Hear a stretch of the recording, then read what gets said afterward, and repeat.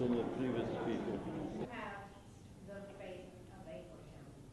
Well, listen, I don't have the faith of Abraham. Abraham was able to separate himself from his father and his father's faith. I did not separate myself from my father's faith. Okay, so you are what you are because of what you have been. Okay, I am what I am because what I have witnessed in my childhood, how I was brought up. Okay, my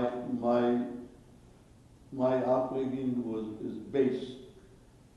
And up till today, I still make decisions based on what we believe God has given us in the Bible. Okay, I don't bend the laws to accommodate my lifestyle. I bend my lifestyle to accommodate the laws. Okay, it's just as simple as that. Mr. Freeman, did you ever have any encounters after the war with any of the guards, and how did you handle it? In my nightmares, yes. In practical sense, no. But my father, in the 60s, my father was called by the German consulate in New York to come to the offices and see if you could recognize the head of the Gestapo in the town where our camp was. So my father was over there. They showed him this little pictures, and he picked out the men because my father used to work in the kitchen on the camp premises, so he saw the people who used to come. And this particular individual, when we had the typhoid epidemic, he used to come and execute convalescent people or sick people. He had a lot of human lives on his, was guilty of killing a lot of people. So my father picked out this picture.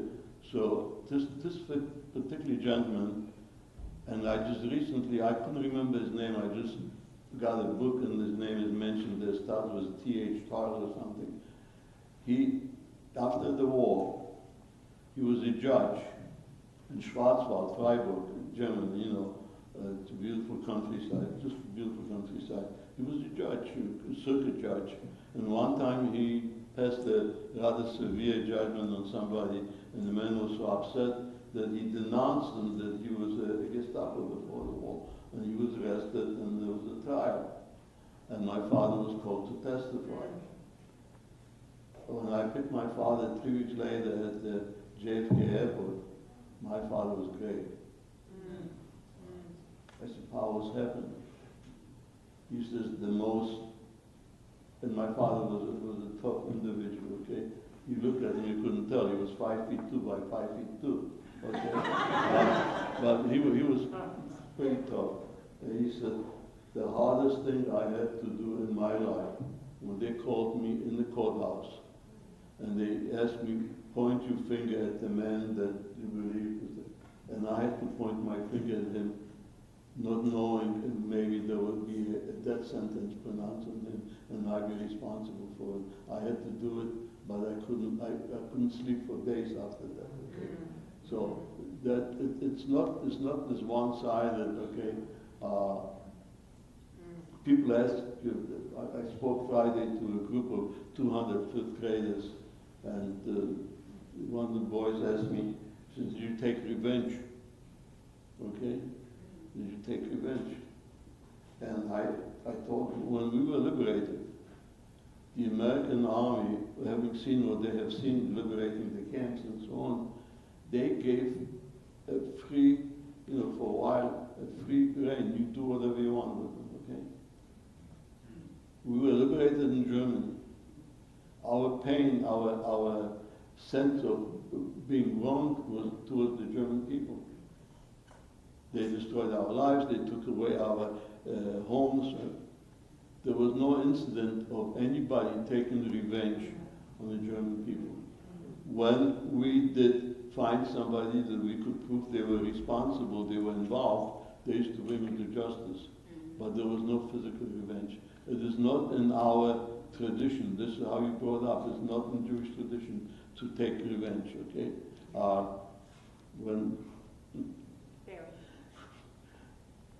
I want to call you something else, okay? When my connection to you, she told me I come. I said, when questions, probably the first question that I'll be asked which is the question which is always asked by non-Jewish audience, is have you forgiven? Okay? It's in the Christian teaching. Did you forgive? Jesus Christ forgave his killers, okay? So that's the first thing that whenever I speak to non-Jewish audiences that I expect this thing. Okay?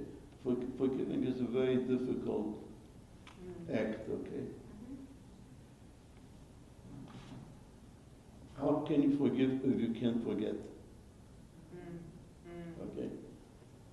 But yet, our tradition tells us, if somebody who wronged you comes to you and reaches out his hand and said, I'm sorry, I'm guilty.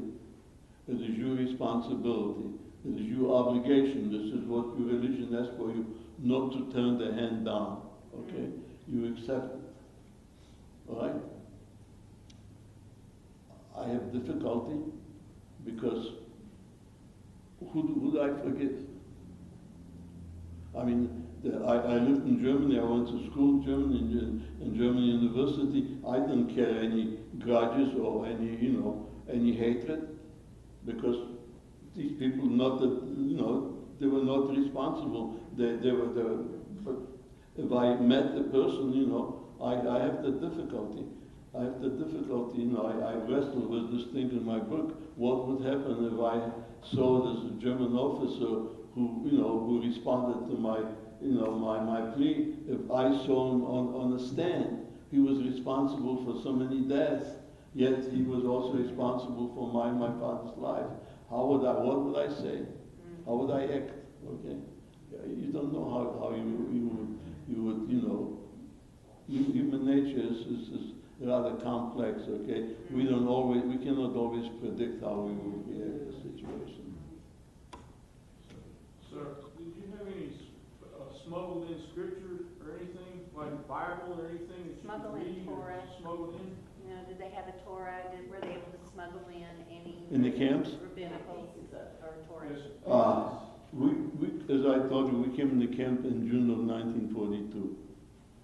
The first high holidays that year, the New Year's, the 2 days of New Year's fell on Saturday and Sunday.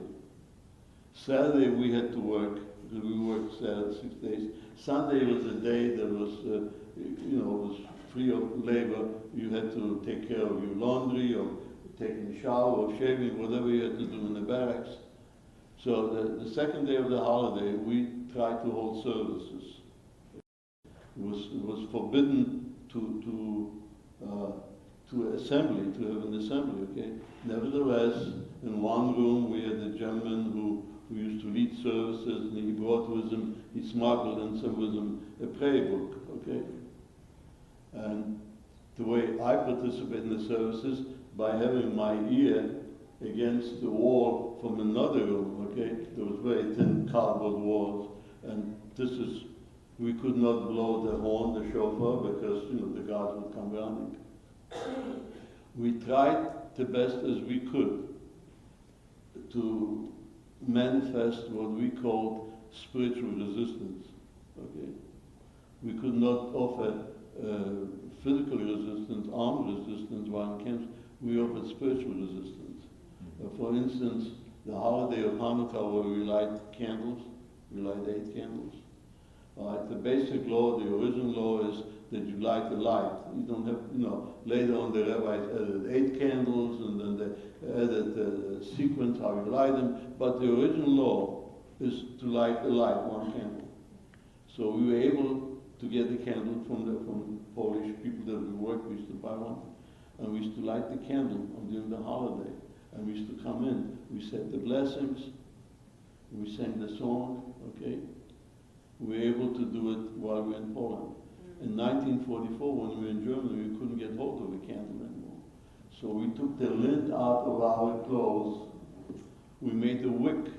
We stole oil in the factory that we worked, and that's what we lit.